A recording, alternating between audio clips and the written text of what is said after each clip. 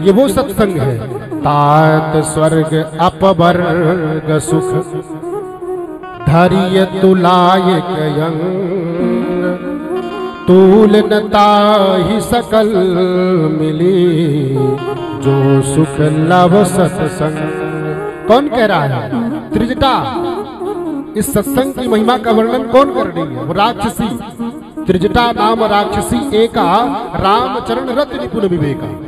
वो त्रिजटा कह रही है अशोक वाटिका में सीता मैया के सामने अपनी सहेलियों से कि तात स्वर्ग अपवर्ग सुख धैर्य तुलायक यंग तूल नता ही सकल मिली जो सुख लव सत्संग। जो सुख इस सत्संग में है वो संसार के किसी भी भोग में नहीं है, किसी भी पदार्थ में नहीं है, किसी भी वस्तु में नहीं है। ये उस सत्संग की महिमा का वर्णन कौन कर रही है? त्रिजटा।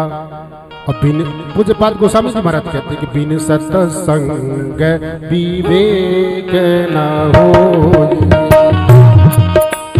संग विवेक न हो, बिनु सत्संग विवेक न हो, बिनु सत्संग विवेक न होई। राम कृपा बिनु सुलभ न सोई।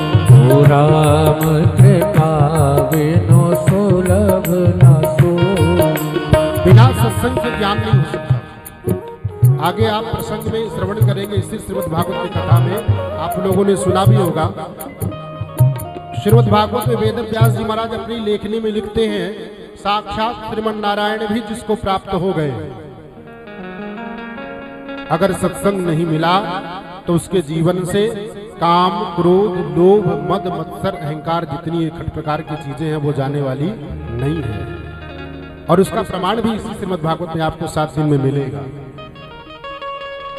तो कहने का तात्पर्य मानव जीवन सिर्फ और सिर्फ इसलिए मिला है भगवान का भजन करने के लिए, भगवान की भक्ति करने के लिए, भगवान का सत्संग करने के लिए।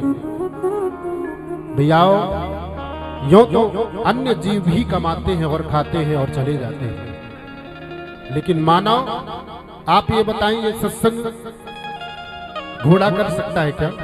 नहीं। भेड़ कर सकती है क्या? नहीं। गौ सर्वथा पूजनीय है। जीवन जन्म से लेकर के मरणोपरांत तक गौ की पूजा होती है, लेकिन वो सत्संग कर सकती है क्या? नहीं। ये अधिकार उसको भी नहीं मिला। जन्म से लेकर के मरणोपरांत तक, मरने के बाद भी गौदान होता है, ब्राह्मण लोग करवाते हैं। इसके पश्चात भी वो गौ सत्संग नहीं कर सकती। ये अधिकार, ये सामर्थ्य मेरे गोविंद ने केवल मानव को दिया है। 84 लाख योनियों में एक ही ऐसी योनि है जिसको सत्संग, धर्म, कर्म, दान, पुण्य इत्यादि सत्संग के जितने अंग हैं वो मानव ही कर सकते हैं।